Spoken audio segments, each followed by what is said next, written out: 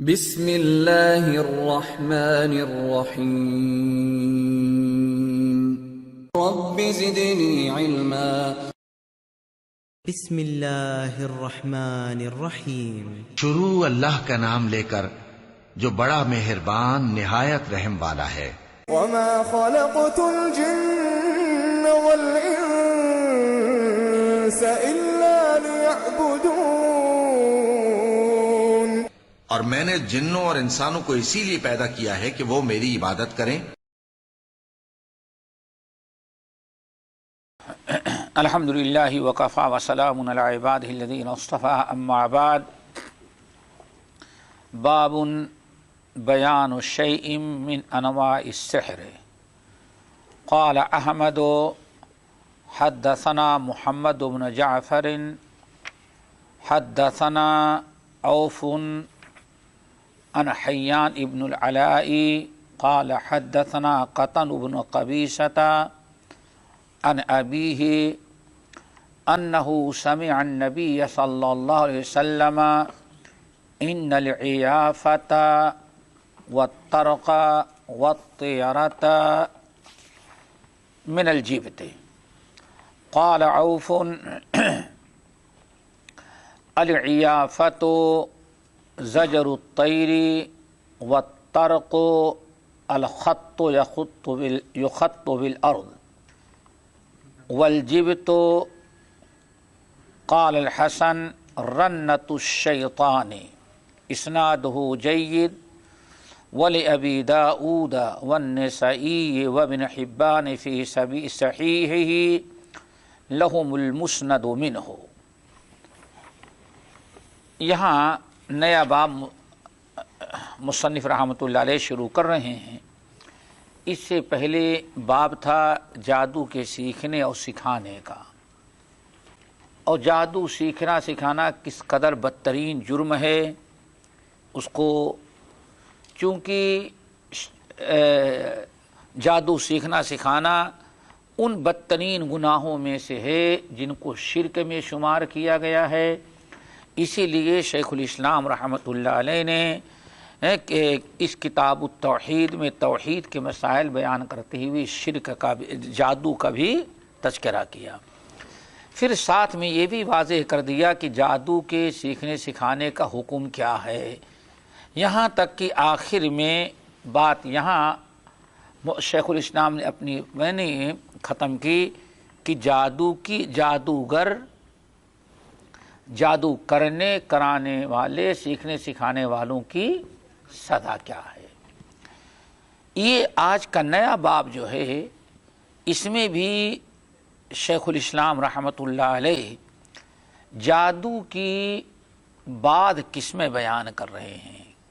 جو جادو ہیں یا جادو کے مانند ہیں، لوگوں میں عام طور پر وہ چیزیں پائی جاتی ہیں لیکن لوگ ان کو جادو نہیں سمجھتے۔ اچھا، جادو سے ڈرتے سب ہیں لیکن جادو جلدی سمجھنے کے لیے کوئی تیار نہیں ہوتا۔ جادو سے سب ڈرتے ہیں لیکن جادو سمجھنے اور سیکھنے کے لیے یا جو کر رہا ہے وہ جادو ہے اس کو اقرار کرنے کے لیے تیار نہیں ہوتا۔ اس سلسلے میں اس باب میں شیخ الاسلام رحمۃ اللہ علیہ نے 5 احادیث نقل کی ہیں۔ 5 احادیث نقل کر کے ایسی چیزیں بیان کی گئی ہیں جو ایک اعتبار سے جادو ہیں اور ان کا کرنا کرانا بھی ناجائز اور حرام ہے۔ ان میں پہلی حدیث جو نقل کر رہے ہیں وہ ہے جس کو امام احمد بن حنبل رحمۃ اللہ علیہ نے اپنی مسند میں، امام ابو داؤد، نسائی، ابن حبان وغیرہم نے نقل کیا ہے۔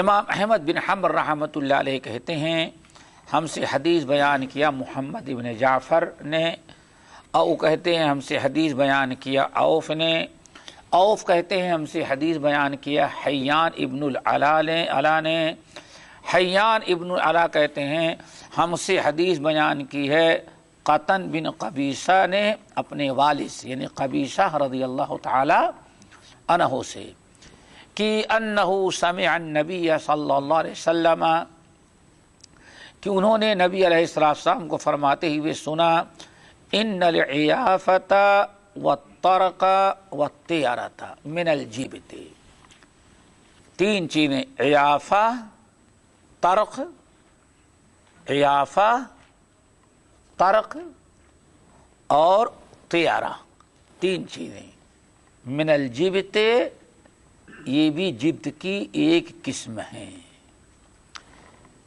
اس سے پہلے آپ لوگ پڑھ چکے ہیں کہ امیر المومنین عمر ابن الخطاب رضی اللہ تعالی عنہ کہتے ہیں کہ جبت سے مراد کیا ہے؟ سحر، جادوگر، جادو۔ اور جب یہ بات پچھلے باب میں واضح ہو چکی ہے، اور وہ بھی کوئی معمولی شخص کی تفسیر نہیں، امیر المومنین عمر ابن الخطاب رضی اللہ تعالی عنہ کی، جس کو امام بخاری رحمۃ اللہ علیہ نقل کیا کہ الجبت السحر والطاغوت الشیطان، پیچھے بات گزر چکی ہے۔ تو اب پچھلے باب میں جبت کا معنی اگر آپ کو معلوم ہے کہ جبت کہتے ہیں کس کو؟ جادو کو، تو اب حدیث کا مفہوم آسان ہو گیا۔ رسول اللہ صلی اللہ علیہ وسلم فرماتے کیا ہیں بہت واضح طور پر، ان العیافۃ، یقیناً جس میں کوئی شک شبہ نہیں ہے، عیافہ، طرق اور طیارہ، یہ تین چیزیں جو من الجبت، یہ بھی جادو سے ہے۔ کیا مطلب؟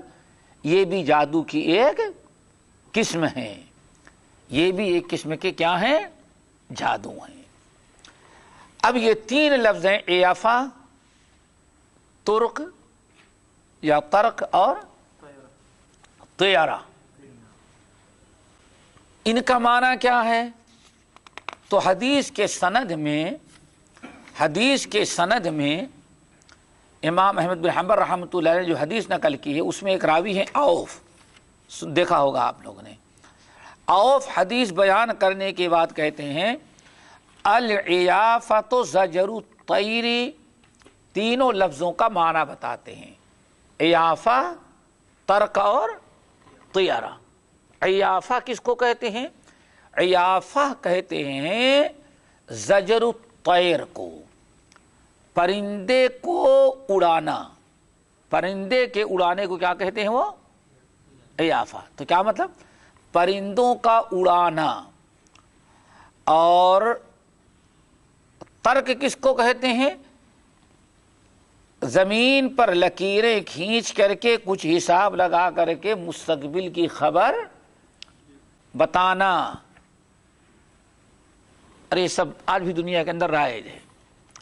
نمبر 3 طیارہ، بدشگونی لینا۔ یہ تینوں چیزیں جو ہیں وہ کیا ہیں؟ جادو کی ایک شکل ہیں۔ تو آپ کے سامنے حدیث کے اندر تین چیزوں کو جو جادو قرار دیا گیا ہے ان کا معنی آپ کے سمجھ میں آ گیا۔ پہلا کیا ہے؟ عیافہ۔ عیافہ کہتے ہیں زجر الطیر، یعنی پرندوں کو اڑانا، اور پرندوں کے اڑنے سے نیک فال یا قسمت معلوم کرنا۔ پرندوں کے اڑانے کا اور پرندوں سے قسمت معلوم کرنے کا سلسلہ آج بھی ہے۔ مثال کے طور پہلے تو ایک چیز آپ سمجھ لیں کہ نبی علیہ الصلاۃ والسلام ارشاد فرماتے ہیں اللہ تعالیٰ نے زمین اور آسمان پیدا کرنے کے پہلے بندوں کی تقدیر لکھی، اور تقدیر ایسے محفوظ جگہ میں رکھی ہے کہ سوائے اللہ کے کسی کو تقدیر کا علم نہیں۔ تقدیر ایک ایسی چیز ہے کہ کسی کو کوئی علم نہیں ہے۔ اب جب اللہ تعالیٰ کے علاوہ کسی کو تقدیر معلوم ہی نہیں، اور وہ بھی رسول اللہ صلی اللہ علیہ وسلم ارشاد فرماتے ہیں، قرآن و حدیث کے اندر موجود ہے، تو پرندوں کو تقدیر کا علم کیسے اڑ سکتا ہے، کہ کیسے ہو سکتا ہے؟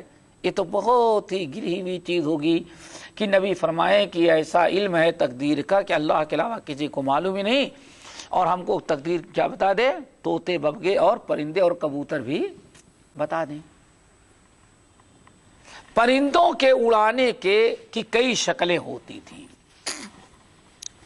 ایک شکل تو وہ ہے جو جائز ہے، جس کو جادوگری نہیں کہیں گے، جس کا کوئی تعلق جادو سے نہیں۔ وہ کیا ہے؟ آپ حضرات جانتے ہیں کہ پرندے کبھی درختوں میں، جھاڑیوں میں بہت ہی زیادہ چھپ کر کے چھپے رہتے ہیں، نظر نہیں آتے، اور بہت سارے پرندوں کے کلر بھی درختوں کے پتوں کے ہی رنگ کے ہوتے ہیں۔ اگر آپ پرندوں کا شکار کرنا چاہیں تو جھاڑیوں میں پرندے نظر نہیں آتے، اس لیے پہلے کیا کیا جاتا ہے؟ پرندوں کو کچھ شور مچا کر کے، آواز لگا کر کے پرندوں کو وہاں سے اڑایا جاتا ہے۔ اب شکاری جو ہوتا ہے یا تو بالکل تیار رہتا ہے، پرندے اڑے مار دیں اڑتے ہوئے پرندوں کو، یا دیکھتے ہیں کہ پرندہ کہاں جا کر کے بیٹھا۔ دیکھیں پرندوں کو آپ اڑا رہے ہیں، یہاں قسمت نہیں معلوم کر رہے ہیں، بلکہ شکار کرنے کا ارادہ ہے۔ نہ اس کا تعلق کفر سے ہے، نہ شرک سے ہے، نہ ناجائز سے ہے، نہ حرام سے ہے۔ ایک ہے۔ اور پرندوں کا ایک اڑانا یہ ہے جس کو یہاں ذکر کیا شرک ہے، حدیث میں جس کو شرک قرار دیا گیا، جادو قرار دیا گیا، وہ کیا ہے؟ اللہ اکبر۔ جاہلیت میں، پیچھے میرے خیال سے بات گزر چکی ہے یا آئے گی بھی طیارہ کی بحث آگے، اسلام سے پہلے جاہلیت میں آدمی راستہ پکڑ کر کے جاتا، ایک شکل تو یہ تھی، راستہ پکڑ کے چلتا، راستہ پکڑ کے جا رہا ہے، اگر کہیں پرندہ کوئی آواز لگاتا ہوا اڑا دائیں جانب سے اڑ جاتا تو کہتے کہ خیر خیر خیر خیر، یعنی جس کام کے لیے ہم جا رہے ہیں وہ کام ہمارا ہو جائے گا، خیر خیر۔ بشارت کون سنا رہا ہے ہم کو؟ فرشتے نے دائیں طرف سے اڑ کر کے بتا دیا۔ اور اگر بائیں طرف سے اڑتا آواز لگاتا ہوا، کہتے شر شر شر، بس بیڑا غرق ہو گیا، بیڑا غرق ہو گیا، بیڑا غرق ہو گیا، اب کچھ بھی کامیابی نہیں، کیوں واپس چلو؟ پرندے نے بتا دیا کہ ہاں جہاں تم جا رہے ہو یا جو کام کرنا چاہتے ہو اس میں کوئی خیر نہیں بلکہ شر ہے۔ آدمی وہیں سے واپس آ جاتا تھا۔ آگئی بات سمجھیں؟ سیدھے واپس آ جاتا،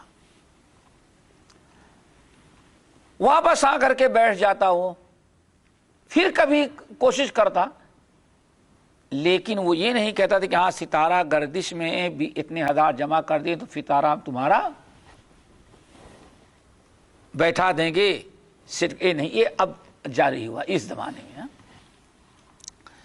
ایک تو یہ ہے، اس کو شرک کہا گیا ہے۔ الطیرۃ شرکن، الطیرۃ شرکن۔ اسی لیے حدیثوں کے اندر آیا، نبی علیہ السلام جا رہے تھے، پرندہ اڑا، کسی نے کہا خیر خیر خیر، آدمی اسکت، خاموش ہو جاؤ، لا خیر ولا شر۔ شر اور خیر اللہ تعالیٰ کی طرف سے ہوتا ہے، اس پرندے کو اللہ کس چیز میں کیا خیر ہے وہ کیا شر ہے تمہارے حق میں، اس کا علم نہیں ہے، پرندے کو علم نہیں ہے۔ اس کو کیا کہا جاتا ہے؟ عیافہ۔ اب یہاں سوچیں، یہ بھی ایک قسم کا جادو ہے۔ جادو کس کو کہتے ہیں؟ جادو کہتے ہیں اس طریقے کو کہ آپ اپنے عمل کے ذریعے یا اپنے گفتار کے ذریعے کسی کو نقصان پہنچائیں اور دیکھنے میں کوئی چیز نظر نہ آئے۔ آپ نے فیصلہ کر لیا یہ عمل ہمارے حق میں خیر نہیں، یہ عمل ہمارے حق میں شر ہے۔ اگر پرندہ دائیں جانب سے اڑ گیا تو کہتے ہیں کہ یہ میرے حق میں کیا ہے؟ خیر، اور بائیں جانب سے اڑتا تو کیا کہتے ہیں؟ شر ہے۔ اب پرندے کے اڑنے میں کیا خیر اور شر ہے؟ پرندے کو اڑتے ہوئے تو دیکھا ہے آپ نے، لیکن جس بات پر یقین کر رہے ہیں اس کو آپ نے دیکھا نہیں ہے۔ اور نہ تو شریعت نے قرآن پاک میں کہیں یہ بتایا کہ پرندہ اگر دائیں جانب سے اڑ جائے تو سمجھو کہ خیر ہے، اور بائیں جانب سے اڑ جائے تو سمجھو اللہ تعالیٰ نے شر رکھا ہے۔ نہیں، یہ بھی نہیں بیان، بلکہ اسلام نے اس کو شرک قرار دی۔ یہ بھی ایک قسم کا کیا ہے؟ شرک، یعنی جادو۔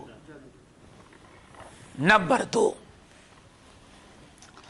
کچھ لوگ پرندے پال رکھتے تھے جو آج بھی موجود ہے اور پہلے بھی موجود ہے۔ اب یہ پاکستان کے تو نہیں بتا سکتا، ہندوستان میں لوگ جانتے ہیں کہ ابھی بھی آدمی جا رہا، ہندو خاص طور سے جا رہا ہو، سامنے سے اگر بلی گزر گئی تو واپس ہو جاتا ہے، نہیں یہ میرے حق میں بہتر نہیں۔ ارے اب رام اور کرشن کے پجاریوں کو کیسے بتایا جائے کہ ہاں بلی کے گزرنے سے تقدیر کیسے بدل جائے گی؟ ہاں مسلمان بھی ہے، سوچنے کی چیز ہے۔ ہاں اسی لیے آج امارات میں کسی کے نیچے آدمی مر جائے تو وہ تو کوئی بات نہیں بھائی، پولیس کیس ہو جائے گا، جو ہوگا دیکھا جائے گا، اور بلی مر جائے تو وہیں گاڑی روک کر کے کھڑا ہو جاتا ہے کہ بلی مر گئی اب خیر نہیں، وہ سب سے پھر مولانا صاحب سے پوچھو اس شر سے بچنے کا کیا طریقہ ہے۔ اتنے ہم خوف زدہ ہو جاتے ہیں۔ یہ حوادث جو ہیں ان کا کوئی تعلق آپ کی زندگی کے لکھی ہوئی تقدیر سے نہیں ہے۔ تو ایک اور دوسرا طریقہ کیا ہے؟ پرندے پال رکھے جاتے ہیں، پالے جاتے تھے پہلے، ہو سکتا ہے ابھی پالے جاتے ہوں، پرندے پالے رکھتے تھے، پال رکھتے تھے کچھ لوگ، اور کسی کو اپنی خیر و شر کی قسمت معلوم کرنا ہے تو پرندے والے کے پاس جاتا تھا۔ اب وہ پرندہ والا، پرندے کا مالک اپنی جو فیس وغیرہ ہوتی لیتا اور اپنا پرندہ چھوڑ دیتا۔ پرندہ آدمی کے دائیں طرف سے نکل گیا تو خیر، اور بائیں طرف سے نکل گیا تو شر، یہ ہوتا تھا۔ اور یہی چیز تقریباً آج بھی چل گئی ہے۔ میں ایسے سفر میں تھا، ایک مرتبہ سواری کے انتظار میں کھڑا تھا تو ایک صاحب طوطا لے کر کے آئے، طوطا پنجرے میں بند، کیا بات ہے، واسطو یا کیا کہتے ہیں، واسطو نکالنے کیا کہتے ہیں، واسطو اترا۔ میں نے کہا وہ کیا، میں ہمارے یہاں وہ اس زبانی سے، میں نے کہا وہ کیا، کہا نہیں آپ اپنی قسمت معلوم کریں گے۔ میں نے کہا کیسے؟ کہا یہ ہمارا طوطا بتائے گا آپ کی قسمت۔ طوطا اتنا کبا کمال ہے، اس کمبخت کو اپنی قسمت کا علم نہیں، وہ سارے انسانوں کی قسمت۔ لیکن ہے کیا میرے بھائی، قرآن پاک کہتا ہے جب انسان اپنے عقیدے توحید کو نہیں درست کرے گا تو دنیا میں سب سے ذلیل مخلوق ہو جاتا ہے۔ اور اگر نہ یقین پڑے تو چلو سورہ 3، اس میں تقریباً تمام ساتھیوں کو یاد ہوگی، سب کو یاد ہوگی۔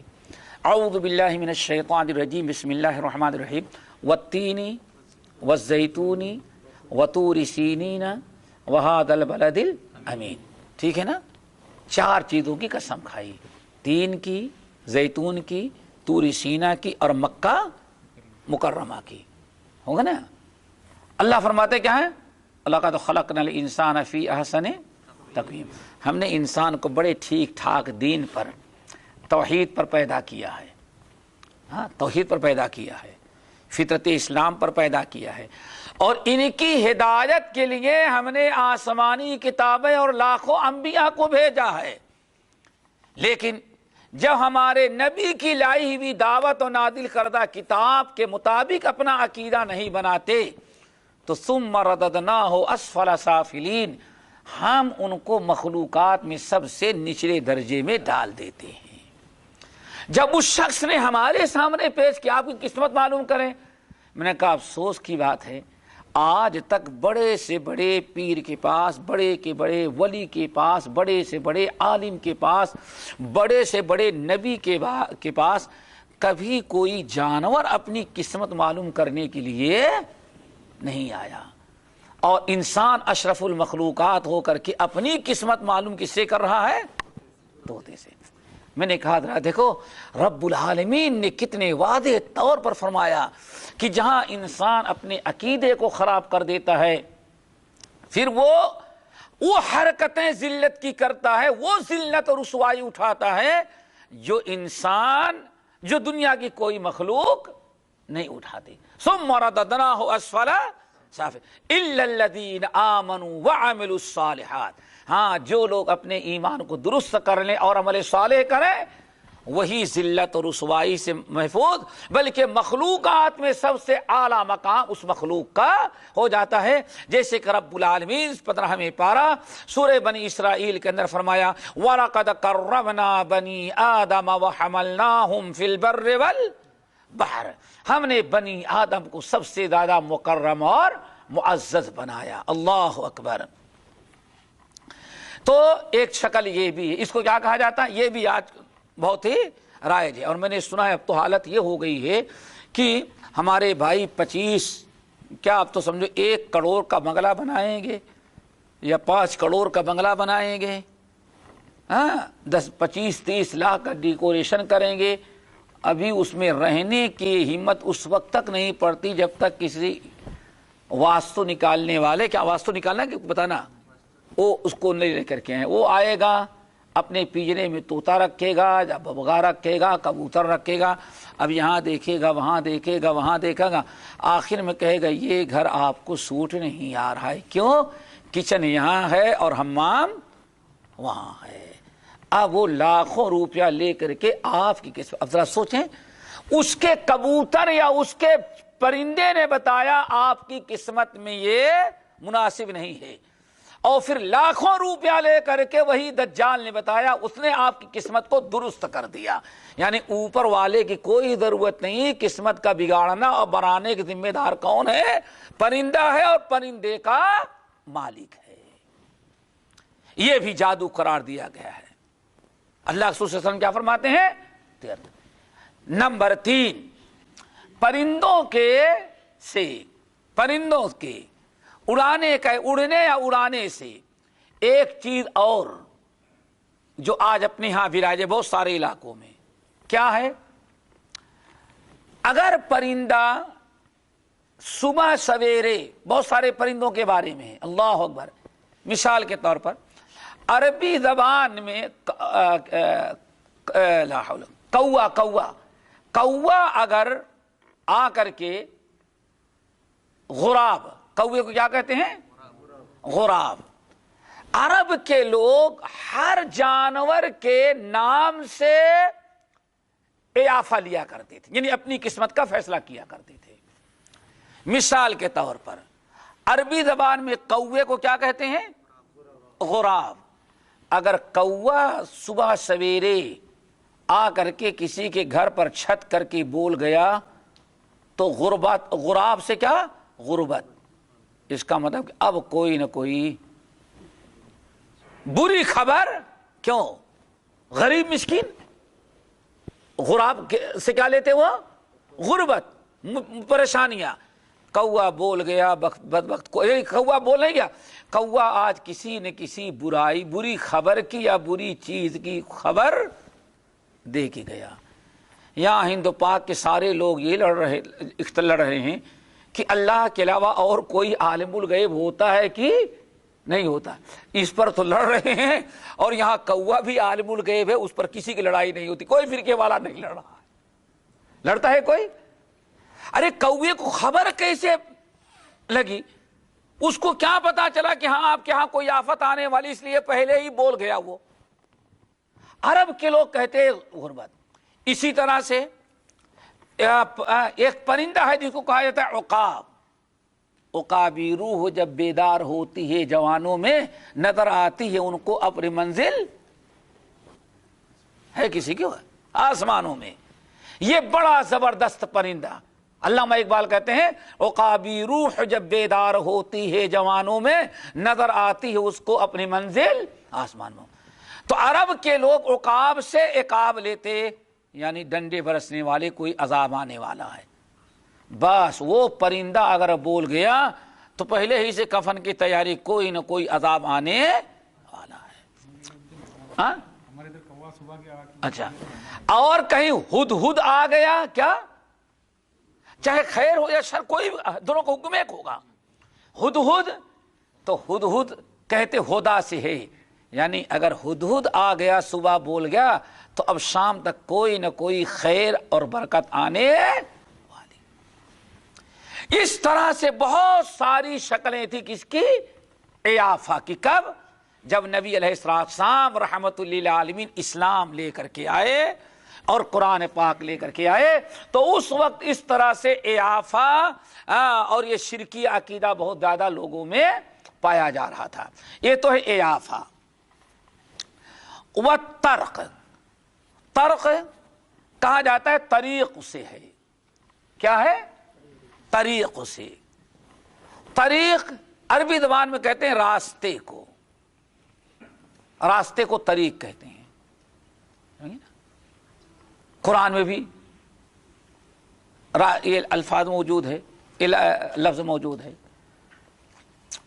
تو ترک کیا تھا؟ بہت سارے لوگ عربوں میں اور آج بھی ہے، زمین پر وہ کچھ لکیریں کھینچتے تھے، اس کو رمال کہتے ہیں. رمال اب پتہ نہیں اپنے یہاں کیا کہتے ہیں، آج بھی موجود ہے. وہ کچھ لکیریں کھینچتے تھے ایسے، اور پھر لکیریں کھینچنے کے بعد کچھ چھوٹی کچھ بڑی، اور پھر اس کو کچھ مٹاتے، کچھ کیسے بچ جاتی تھی، تو اس سے کہتے بھائی ابھی آپ کی قسمت درست، ستارہ آپ کا گردش میں، ابھی آپ کے لیے یہ عمل نقصان دہ ہے جو آپ کرنا چاہتے ہیں. وہ لکیریں کھینچ کر کے قسمت معلوم کرنے کی کوشش کرتے تھے. اس کو کیا کہا جاتا تھا؟ ترک، طریق سے. رسول اللہ صلی اللہ علیہ وسلم آئے تو آپ نے اس کو فرمایا یہ بھی جادو کی ایک قسم ہے، یہ بھی جادو کی طرح ہے، جادو کی شکل ہے. اس کو بھی شرک قرار دیا، اس سے منع کیا. اتفاقاً نبی علیہ السلام کے پاس معاویہ بن حکم السلمی، امیر معاویہ نہیں کہنا، امیر معاویہ الگ ہیں، معاویہ بن حیدہ الگ ہیں، اور معاویہ بن حکم السلمی الگ صحابی ہیں. صحابہ کرام میں معاویہ نام کے بہت سارے صحابی گزرے ہوئے ہیں، لیکن آج مسلمان نہیں رکھتا. وہ اپنی اولاد کا نام چنٹو تو رکھ لے گا، ہاں ٹیپو رکھ لے گا، بلکہ بعض لوگ جو کہتے ہیں یورپ اور امریکہ میں جو اپنے گدھے کتے کے نام رکھا جاتا ہے، وہ نام اگر ہمارے بر صغیر کے لوگ رکھتے ہیں تو اپنے بیٹے کا نام بڑا اچھا نام ہے، سمجھے نا، اللہ یہ تو رکھ لے گا. لیکن آج معاویہ کوئی نہیں رکھتا جلدی، جبکہ معاویہ، امیر معاویہ، معاویہ بن حیدہ، ہاں معاویہ بن حکم السلمی، یہ جلیل القدر صحابہ کرام میں سے ہیں. اس کی وجہ کیا ہے؟ اصل میں ہم لوگ مسلمان تو ہوئے، لیکن ہم پر دو قوموں کی بڑی چھاپ لگی ہے. مسلمان ہونے کے باوجود ایک تو ہندو کی اور دوسرے شیعوں کی. تو شیعوں کے یہاں معاویہ پر سے برا کوئی انسان نہیں گزرا ہے، اور حرام سمجھتے ہیں. تو ہم مسلمانوں میں بھی بہت ہی کم، صرف ہمیں بہت دنوں کے بعد ایک نو مسلم ہیں حیدرآباد کے علاقے کے الین میں رہتے ہیں، وہ جب مسلمان ہوئے تو پتہ نہیں کیسے انہوں نے اپنا نام، اپنے لیے جو نام پسند کیا وہ کیا؟ معاویہ، معاویہ رکھا، سمجھ گئے نا. اور ہم واقعی بڑے نیک صالح نوجوان مسلمانوں میں سے الین میں رہتے ہیں معاویہ. تو بتا یہ رہا تھا میرے بھائیوں کہ معاویہ بن حکم السلمی یہ جب نبی علیہ السلام کے پاس آئے تو انہوں نے بہت سوال کیا، اور کچھ اسی قسم کی باتیں ہو رہی تھی. تو معاویہ بن حکم السلمی نے کہا یا رسول اللہ وَمِنَّا رِجَالٌ، ہمارے یہاں کچھ، ہماری قوم میں، قبیلے میں کچھ ایسے لوگ ہیں جو لکیریں کھینچتے ہیں، پھر لوگوں کی قسمت بتاتے ہیں. لکیریں کھینچنے کے بعد کہتے ہیں تمہارے حق میں یہ خیر ہے اور یہ شر ہے، قسمت لوگ ان کے پاس معلوم کرنے کے لیے جاتے ہیں. وہ کیا چکر ہے؟ وہ بھی شرک ہے؟ آپ نے فرمایا وہ بھی شرک ہے، وہ بھی غلط ہے. یہ لکیروں کے کھینچ کر کے قسمت معلوم کرنے کا معاملہ یہ تھا ایک نبی تھے، ذرا غور سے سنیں پوری حدیث، نہیں تو کوئی اور چکر میں ڈال دے گا۔ ایک نبی تھے، اللہ تعالیٰ نے ان کو بذریعہ وحی بتایا تھا کہ تم اس طرح سے لکیر کھینچو گے تو ہم تمہیں بتا دیں گے کہ ہاں کیا چیز خیر ہے اور کیا شر ہے۔ ایک نبی تھے، وہ بذریعہ وحی اللہ تعالیٰ ان کو بتاتا تھا۔ اب وہ دنیا سے چلے گئے اور آپ کے اس نبی کے بعد کسی اور کو اللہ تعالیٰ بذریعہ وحی نہیں بتاتا، نہیں رہنمائی کرتا کہ ہاں یہ لکیر ماریں گے تو اس کا یہ معنی ہوگا اور یہ لکیر ماریں گے تو اس کا کھینچیں گے تو اس کا یہ معنی نہیں ہوگا۔ اللہ کے رسول نے فرمایا ایک نبی تھے جو اللہ تعالیٰ کے حکم سے کیا کرتے تھے، ان کے بعد یہ علم بالکل ختم ہو گیا۔ غیب سے اس کا تعلق ہے، اس لیے کوئی لکیر کے ذریعے قسمت معلوم نہ کرے۔ معلوم کرنا، کرانا، دعویٰ کرنا سب کیا ہے؟ جادو کی ایک قسم ہے۔ چلو نمبر اچھا نمبر تین ہی چیزیں تھیں۔ ہاں تیارہ بھی ہے نا، تیارہ نہیں ہے؟ ہاں جی ہمارے یہاں تیارہ نہیں، میں چھوٹ گیا وہی تو سر۔ وہ تیارہ تو کیا تیسری چیز کیا ہے؟ تیارہ۔ تیارہ کیا کہتے ہیں؟ تطیر۔ قرآن پاک میں بہت سارے مقام پر یہ تطیر کا لفظ موجود ہے۔ قالوا انا تطیرنا بکم لئن لم تنتہوا لنرجمنکم ولیمسنکم منا عذاب علیم۔ تطیر کیا چیز ہے، اس کی شکل کیا ہوتی تھی، یہ بھی سمجھنے کی ہے۔ ایک تطیر تو ہے جو دشمنان اسلام جس پر ایمان اور یقین رکھتے رہے، وہ بڑا خطرناک ہے۔ وہ کیا ہے اس کی بھی یہاں وضاحت کر دیں، چونکہ آج بھی اس کو لوگ یہی سمجھتے ہیں۔ تطیر فرعون کی قوم، حضرت نوح علیہ السلام کی قوم، اور جو سورہ اعراف میں یا سورہ یاسین میں موجود ہے، جس گاؤں میں اللہ نے تین نبی اکٹھا بھیجے تھے، جب لوگ گناہ کرتے اللہ تعالیٰ کسی کی بگڑی ہوئی قوم کی ہدایت کے لیے نبی بھیجتے، تو چونکہ اللہ تعالیٰ کا ایک دستور یہ ہے کہ جب تک اللہ تعالیٰ ہدایت کی راہ بتانے والا کسی قوم کے پاس نہیں بھیج دیتے، تب تک اللہ ان کی گمراہیوں پر ان کو سزا نہیں دیتے۔ کیوں؟ وَمَا كُنَّا مُعَذِّبِينَ حَتَّى نَبْعَثَ رَسُولًا۔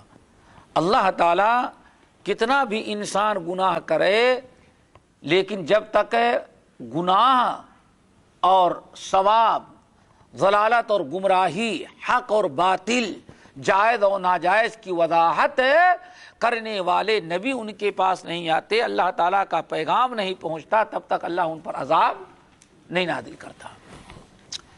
مشرک قوم اہل باطل باپ دادا کے رسم و رواج پر مزے سے عیش کرتے رہتے ہیں، لیکن اسی پر مر جائیں تو جہنم میں جائیں۔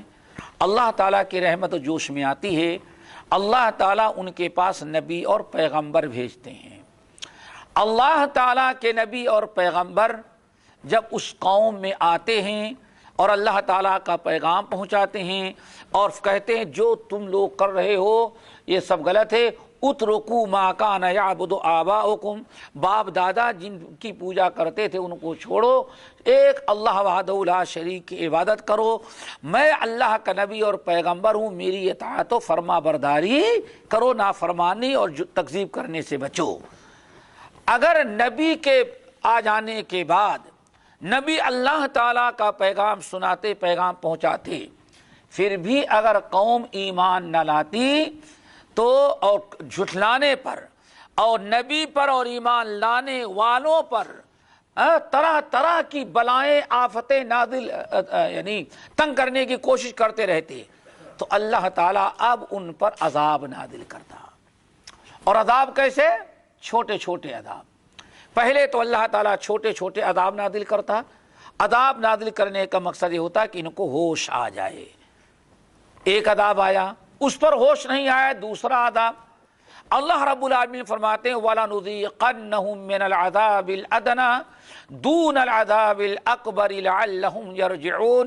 ہم بڑے عذاب سے پہلے ان کو چھوٹے چھوٹے عذاب کا مزہ چکھاتے ہیں تاکہ شاید یہ لوگ ہوش میں آ جائیں اور ہدایت کی راہ اختیار کریں.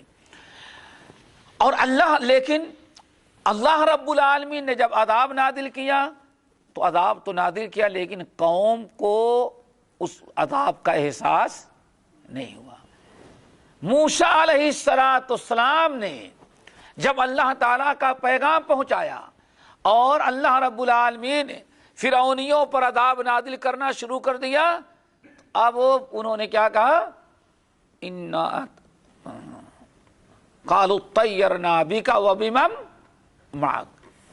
کہنے لگے کہ موسیٰ دیکھو جب تک تم نہیں آئے تھے کوئی عذاب نہیں آتا تھا, تمہاری نحوست کی وجہ سے ہمارے اوپر عذاب آ رہا ہے. یعنی اللہ کے انبیاء جو ہوتے ان سے لوگ بدشگونی لیتے, اللہ کا عذاب آتا ان کے گناہ کی وجہ سے, لیکن شیطان ان کے گناہ پر ان کو احساس نہیں پیدا ہونے دیتا تھا, بلکہ کہتے ہم پر جو عذاب آ رہا ہے ہم تو ٹھیک ٹھاک تھے نبی کی نحوست کی بنا پر.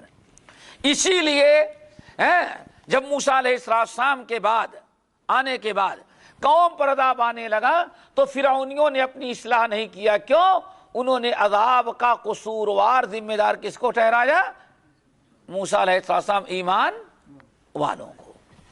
اسی طرح سے سورہ یاسین کے اندر پورا آپ پڑھ ڈالیں واقعہ وَجَاءَ مِنْ أَقْصَى الْمَدِينَةِ رَجُلٌ يَسْعَىٰ, پورا آپ پڑھ ڈالیں. اللہ رب العالمین نے ایک گاؤں کے اندر 2 نبی بھیجا, دونوں کو جھٹلایا, پھر تیسرے نبی کو بھیجا. تیسرے نبی نے آ کر کے قوم کو ڈرایا تو قوم نے کیا کہا, اِنَّا تَطَيَّرْنَا بِكُمْ, ہم لوگوں پر جتنی مصیبتیں آ رہی ہیں ہم سمجھتے ہیں کہ صرف تمہاری وجہ سے آ رہی ہیں. لَإِن لَّمْ تَنْتَهُوا, اگر تم لوگ اب اپنے وعد و نصیحت اور اپنی دعوت و تبلیغ سے باز نہیں آتے تو لَنَرْجُمَنَّكُمْ, ہم لوگ تمہیں سنسار کر دیں گے. اللہ اکبر. جس کو کہتے ہیں الٹے چور کوتوال کو ڈانٹے, ان پر اللہ کا عذاب آ رہا ہے تاکہ ہوش میں آئیں, لیکن وہ اللہ تعالیٰ کے عذاب کو عذاب نہیں سمجھتے بلکہ تینوں نبیوں کی نحوست سمجھتے ہیں کہ تم منحوس لوگ ہو, آ گئے اس کی وجہ سے ہم پر عذاب. اللہ اکبر. اور اللہ رب العالمین کیا فرماتے ہیں, افسوس ان لوگوں کو کیا ہو گیا ہے, جب ان پر ہم نے عذاب نازل کیا تو کیوں نہیں انہوں نے توبہ استغفار کیا. عذاب نازل کرنے کے بعد اور یہ کفر میں بڑھ گئے. اور بعین ہی آج آپ دیکھ لیں دنیا والوں پر جتنا عذاب آ رہا ہے بے دینوں کی وجہ سے. کس کی وجہ سے؟ شراب نوشی عام ہے, زنا کاریاں حرام کاریاں عام ہیں, سود عام ہے. کون سی برائی ہے گناہ کبیرہ جو آج اب روڈوں پر, پارکوں میں, کلبوں میں, گھروں میں نہ ہو رہا ہو؟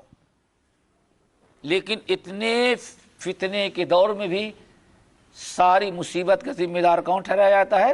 ملا لوگ. وہ بھی جو داڑھی رکھ لیا تھا سمجھو کہ ہاں اب قوم پر عذاب اس کی وجہ سے. اللہ اکبر. یہ شیطانی مگر وَزَيَّنَ لَهُمُ الشَّيْطَانُ أَعْمَالَهُمْ, شیطان ان کے گناہوں کو ان کی نگاہوں میں خوشنما بنا دیتا ہے. انبیاء اور علماء کی دعوت و تبلیغ کو, مصلحین کی اصلاح کو ان کے نگاہوں میں دہشت گردی اور آفت بنا کے پیش کرتا ہے. ایک تو یہ تھا تطیر, اس کو قرآن نے کہا ہے. رب العالمین نے ارشاد فرمایا آپ ان سے کہیں انما طائرکم عند اللہ, ہماری دعوت, ہماری اصلاح, ہماری تبلیغ اور ہماری اسلامی دعوت کی وجہ سے تم پر عذاب نہیں آ رہا ہے. بلکہ تم پر عذاب آ رہا ہے رب کی نافرمانی کرنے کی بنا پر آ رہا ہے۔ ایک تطیر تو یہ ہے، اور دوسرا تطیر جس کا یہاں تذکرہ ہو رہا ہے، جو جادو کی ایک قسم ہے، ایک قسم کا جادو ہے، وہ کیا ہے؟ کسی سے کی وجہ سے، کسی بدشگونی میں شکار ہو کر کے اپنے نقصان اور فائدے کا اسی کے مطابق فیصلہ کر لینا، تطیر۔ نبی علیہ الصلوۃ والسلام، پہلے تو یاد رکھیں، نبی علیہ السلام نے اعلان فرمایا لا عدوى ولا طیرۃ ولا ہامۃ ولا سفر ولا نوء ولا غول۔ آپ نے ان تمام جاہلیت کی رسمیں اور ان تمام باطل عقائد کی تردید کر دیا۔ فرمایا لا عدوى ولا طیرۃ، بدشگونی کا کوئی تصور، کوئی وجود اسلام میں ہے ہی نہیں ہے، یہ یاد رکھو۔ اور آج ہم سمجھتے ہیں کتنے گھر صرف کس بنا پر اجڑ جا رہے ہیں؟ بدشگونی کی بنا پر۔ اور چھوٹی دیکھیں، اللہ اکبر، آج کیا ہے؟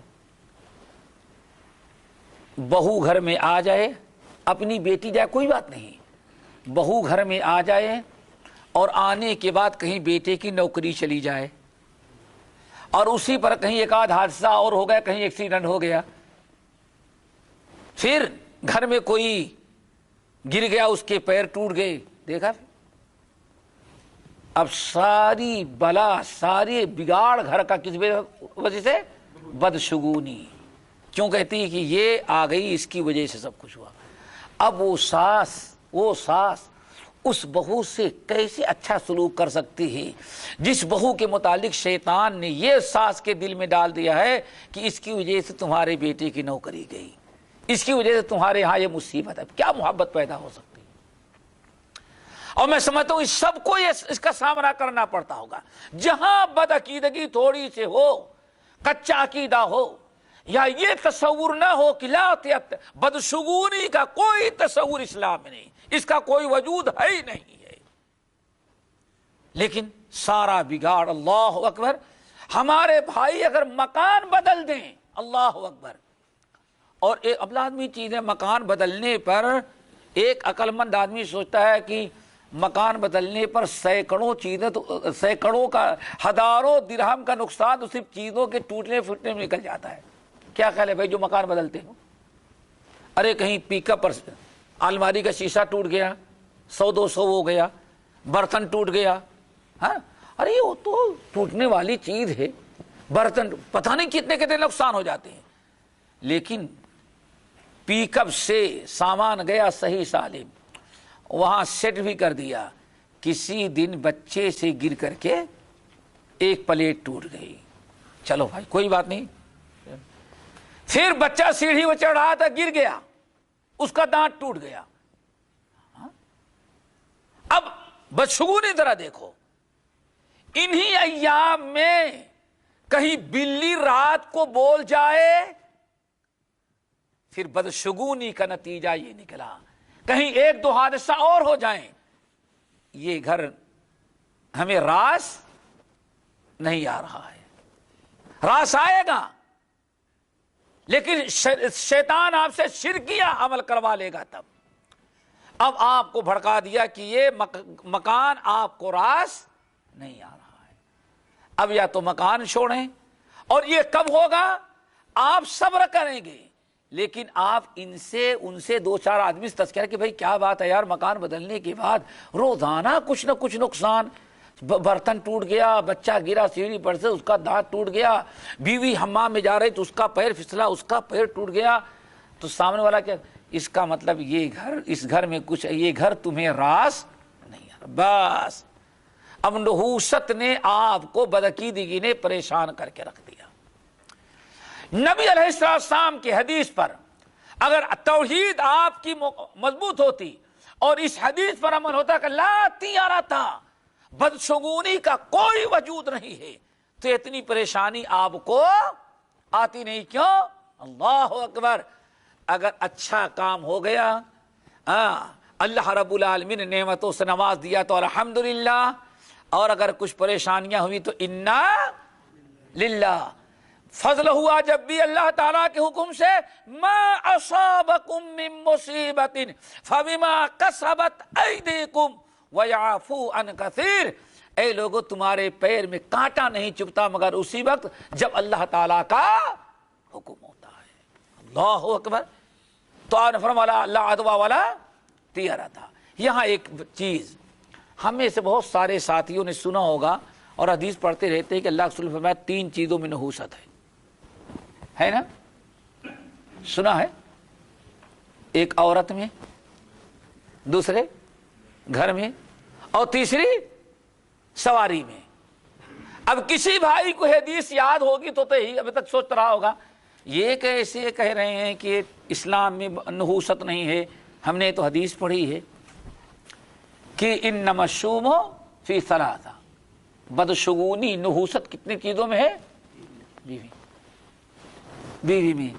اور بیوی میں کتنی نحوست ہے؟ بڑے ہمت والے جا کر اپنی بیوی سے کہتے ہیں تمہارے اندر نحوست ہے، پھر جا کے کتنی خیر رہے گی آپ کی، جا کے کر کے دیکھ لو۔ ارے سوچو ذرا سا، بیوی خیر و برکت والی چیز۔ صرف ایک حدیث سنو، اللہ رسول کیا فرماتے ہیں؟ جس نے صدق کے دل کے ساتھ نکاح کر لیا اس نے آدھا، بیوی کی برکت سے آدھا اسلام اس نے محفوظ کر لیا۔ حدیث ہے کہ نہیں ہے بھائی؟ یہ کیا نشانی، نحوست کی نشانی ہے؟ بولو بھائی۔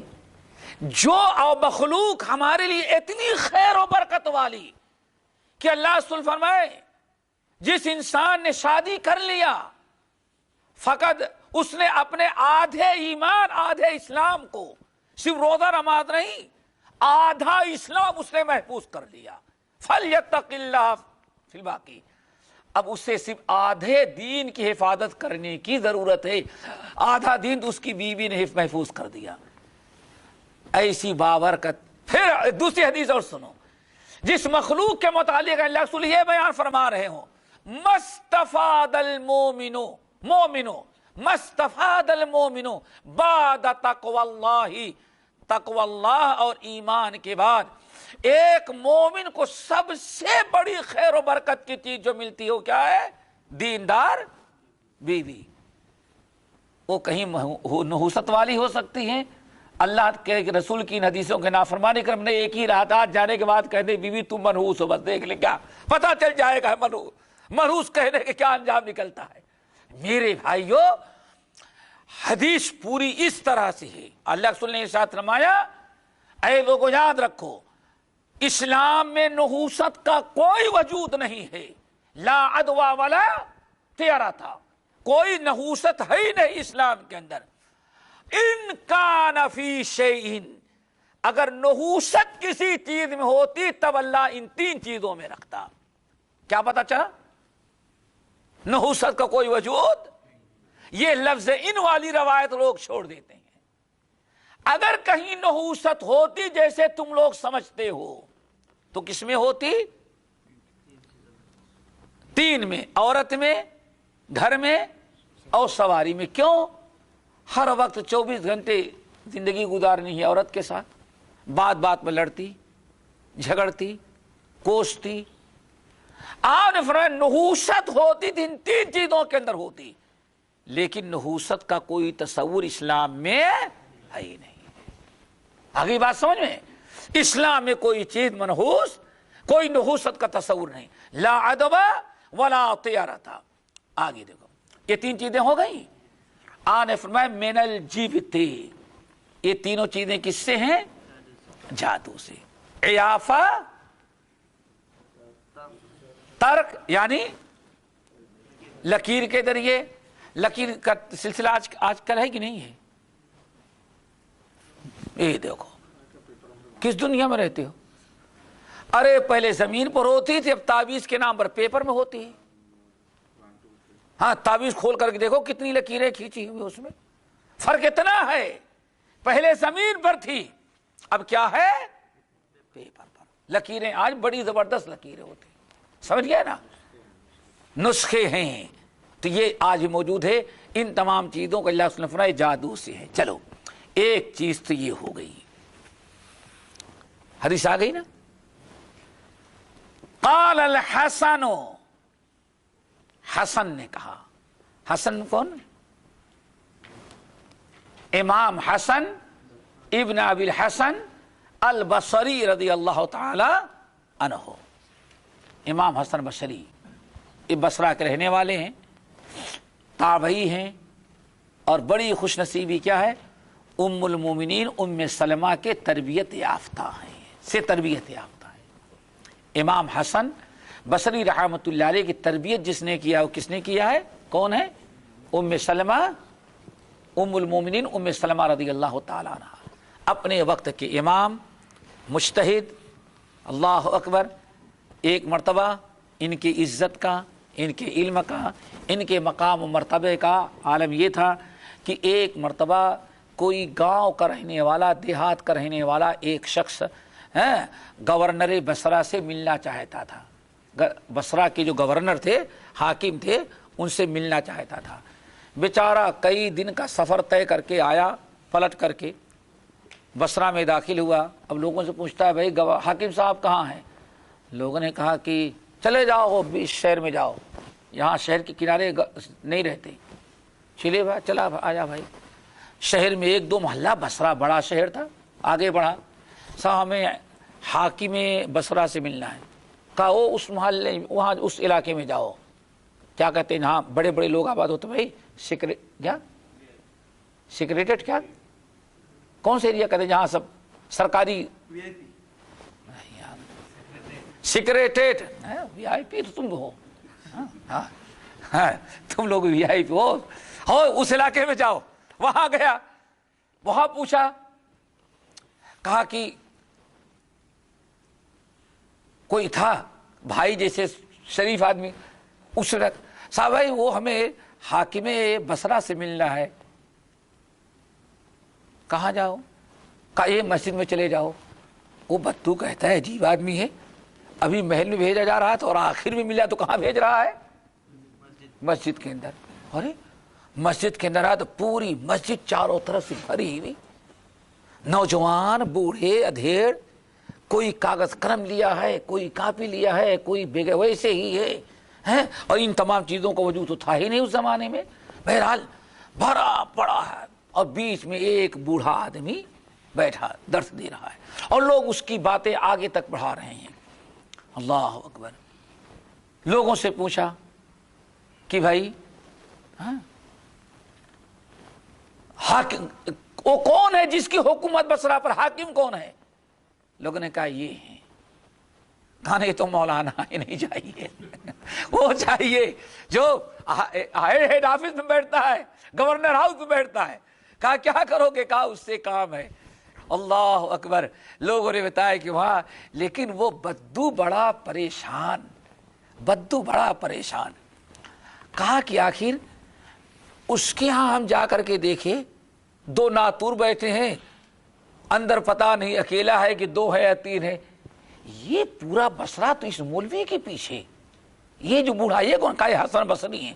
کہا ارے پورا شہر حسن بصری کے قابو میں، گورنر ان سے محتاج، سمجھ گئے نا؟ بڑا سے بڑا مالدار ان کے پاس آئے، غریب ان کے پاس آئے۔ اللہ اکبر، جس کو دیکھو ان کے پاس آ رہا ہے۔ تو اس وقت لوگوں سے اس نے پوچھا، کہا اس بوڑھے میں کیا خوبی جس کی بنا پر سارا شہر اس کے اشارے پر گھومتا ہے، اور اصل گورنر جو ہے اس کو ڈھونڈنا پڑتا ہے۔ اللہ اکبر۔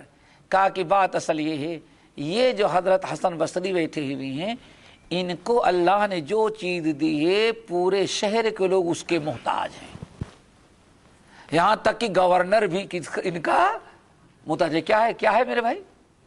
علم۔ گورنر ہوگا، بیوی کو طلاق دے گا تو کس کو بلائے گا؟ کس سے مسئلہ پوچھے گا؟ امام حسن بصری رحمت اللہ علیہ سے پوچھے گا۔ بڑا سے بڑا تاجر ہوگا، اگر اس کی تجارت میں کہیں حلال و حرام کا مسئلہ آ گیا تو حاکم بصرہ کے پاس نہیں جائے گا، کس کے پاس آئے گا؟ وہ امام حسن بصری کے پاس۔ کہا کہ بات، لوگوں نے کہا بات صحیح ہے، اللہ نے ان کو جو دیا ہے سارے لوگ اس کے محتاج ہیں، لیکن لوگوں کو، بادشاہوں کو، کرسی اور مالداروں کو جو مال دیا ہے اللہ نے ان کو کسی کا محتاج نہیں بنایا۔ بدو نے کہا بس اسی لیے اللہ تعالیٰ نے ان کو بغیر بادشاہ کے چنے بادشاہ بنا رکھا ہے ان کو۔ تو امام حسن بصری رحمت اللہ علیہ بڑے جل قدر عالم ہیں، وقت کے امام ہیں، تابعی ہیں، انہوں نے کہا رنت الشیطان، یہ جبت حضرت عمر فاروق رضی اللہ تعالیٰ عنہ اور دیگر اسلاف نے جبت کا معنی کیا بتایا ہے؟ جادو، لیکن امام حسن بصری نے کیا بتایا؟ رنت الشیطان۔ کیا مطلب؟ رنہ کہتے ہیں چیخ اور چلانے، آواز بلند کرنے کو۔ تو گویا کی امام حسن بصری رحمت اللہ علیہ نے رنہ کا معنی جادو کے نہیں بتایا، کیا بتایا ہے؟ شیطان کی آواز، شیطان کی آواز۔ یہاں اہل علم کہتے ہیں امیر المومنین عمر ابن الخطاب رضی اللہ تعالیٰ عنہ وغیرہ نے جو بتایا کہ جبت جادو کو کہتے ہیں، اور امام حسن بصری رحمت اللہ علیہ جو کہتے ہیں جبت شیطان کی آواز کو کہتے ہیں، دونوں میں کوئی اختلاف نہیں۔ کیوں؟ جادو ہوتا ہی ہے شیطانی مکرو، جب تک آدمی شیطان کو پیچھے پڑ چکے ہیں کہ کوئی جادوگر جادو کر ہی نہیں سکتا جب تک کہ اپنے جادوگری میں شیطان کو نہ پکارے اور شیطان سے مدد نہ حاصل۔ تو گویا کہ اس طرح سے کوئی اختلاف نہیں ہے۔ چلو، اسنادہ جید، یعنی اس حدیث کی سند کیا ہے؟ جید ہے، یعنی اس حدیث کو صحیح قرار دے رہے ہیں۔ یہ کہاں کی حدیث ہے؟ مسند امام احمد بن حنبل کی۔ ابھی تک جو آپ نے پڑھا کہاں کی حدیث ہے؟ مسند امام احمد بن حنبل ہے، احمد بن عبد الرزاق وغیرہ ہے، امام عبد الرزاق وغیرہ ہیں۔ ادھر عبارت سمجھنا، جس کے ہاتھ میں کتاب ادھر دیکھے، اسنادہ جید، یعنی اس حدیث کی سند کیا ہے؟ جید ہے۔ ولی ابی داؤد، اور یہی حدیث ابو داؤد میں بھی ہے۔ کہاں ہے؟ والنسائی، اور نسائی میں، وابن حبان فی صحیح، اور اسی حدیث کو امام ابن حبان نے اپنے صحیح کے اندر بھی نقل کیا ہے۔ گویا کہ مصنف کے مطابق یہ 4 کتابوں کا حوالہ دیا ہے: مسند امام احمد بن حنبل، سنن ابی داؤد، سنن نسائی اور ابن حبان، 4۔ لیکن یہاں کیا بتانا چاہتے ہیں؟ یہاں یہ بتانا چاہتے ہیں کہ حدیث یہاں تک جو ہے، جو بھی آپ نے پڑھا ہے، وقال الحسن رنت الشیطان، قبیصہ رضی اللہ تعالیٰ عنہ کہتے ہیں اللہ رسول نے فرمایا ان العیافۃ والطرق والطیارۃ من الجبت، قال عوف العیافۃ زجر الطیر والطرق الخط یخط بالارض والجبت، ٹھیک ہے نا؟ قال الحسن رنت الشیطان۔ آگئی بات؟ امام احمد بن حنبل نے حدیث نقل کی ہے تو یہاں تک نقل کی ہے، کہاں تک؟ قال الحسن قبیصہ سے لے کر کے کہاں تک؟ امام حسن بصری کے قول تک، ٹھیک ہے نا؟ اسنادہ جید، اس حدیث کی سند کیا ہے؟ جید ہے۔ اب آگے ذرا دیکھو، 3 کتابوں کا نام اور لے رہے ہیں، ولی ابی داؤد، اور ابو داؤد، نسائی، ابن حبان میں بھی یہ حدیث موجود ہے، لیکن کیا ہے؟ لہم المسند منہ، مگر ان تینوں کتابوں میں صرف نبی کا فرمان تو موجود ہے، عوف ابن مالک اور حسن بصری کا قول نہیں ہے۔ نہیں سمجھ میں آیا؟ امام احمد بن حنبل نے جو حدیث نقل کی، کیا نقل کیا؟ اللہ کے رسول صلی اللہ علیہ وسلم نے فرمایا اعافہ اور ترک اور تیارہ، یہ تینوں من الجبت کس سے ہیں؟ جادو کی ایک قسم ہے. حدیث پوری ہو گئی. ٹھیک ہے نا. لیکن اتنی حدیث رسول ہوئی, اس کو کہا جاتا ہے مسند, یا اس کو کہتے ہیں مرفوع. اتنا بیان کر دینے کے بعد امام احمد نے پھر آگے کہا کہ عوف کہتے ہیں اعافہ زجر الطیر ہے, اور ترک جو زمین پر خط مارنا ہے اور کھینچنا ہے, اور جبت کے بارے میں حسن نے کہا رنت الشیطان ہے. یہ کس حدیث رسول کے بعد اتنا, اور غیر حدیث یعنی راوی کے کلام کس نے نقل کیا؟ امام احمد بن حنبل میں. لیکن امام ابو داؤد, امام نسائی, امام ابن حبان نے صرف اللہ کے رسول کی حدیث نقل کیا ہے, اور یہ راوی کا قول اس نقل نہیں کیا ہے. بس یہاں تک رکھتے ہیں. باقی انشاءاللہ دوسری حدیث جو ہے جو جادو کی اور ایک قسم ہے, اس کا تذکرہ اگلے ہفتے انشاءاللہ. سبحانک اللہم و بحمدک اشہد ان لا الہ الا انت استغفرک و اتوب الیک.